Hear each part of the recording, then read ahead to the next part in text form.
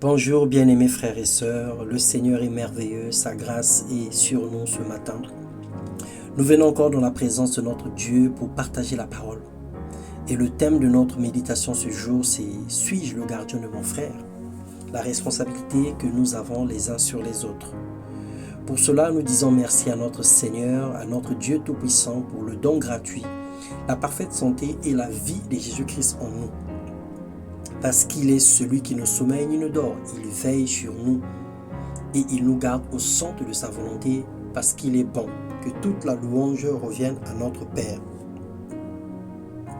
Nous allons lire dans la Genèse, le chapitre 4, le verset 9, la Bible déclare « L'Éternel dit à Caïn, où est ton frère Abel ?» Il répondit « Je ne sais pas, suis-je le gardien de mon frère ?»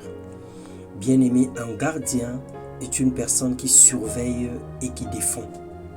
En tant qu'enfants de Dieu, nous avons la responsabilité de veiller les uns sur les autres. Nous n'avons plus de vie privée en tant qu'enfants de Dieu. Nous ne vivons plus pour nous-mêmes, simplement parce que les intérêts de notre prochain passent avant les nôtres.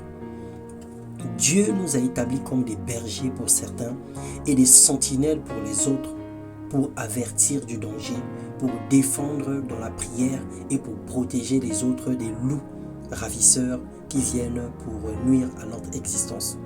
Dans Ézéchiel 3, le verset 17 au verset 21, la Bible déclare « Fils de l'homme, je t'ai établi sentinelle pour la maison d'Israël, et tu entendras la parole de ma bouche, et tu les avertiras de ma part.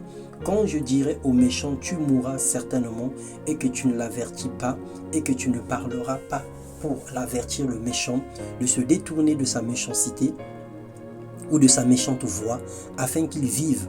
Lui, le méchant, mourra dans son iniquité, mais je demanderai son sang de ta main.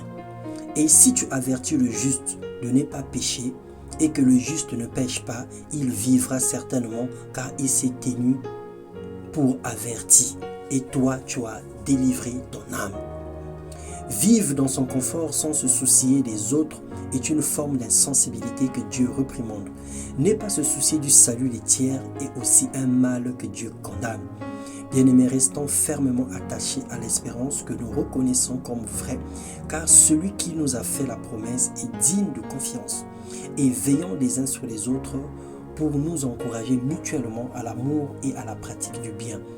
Portons les fardeaux des uns des autres et nous allons accomplir ainsi la loi de Christ, selon Galates 6, 2.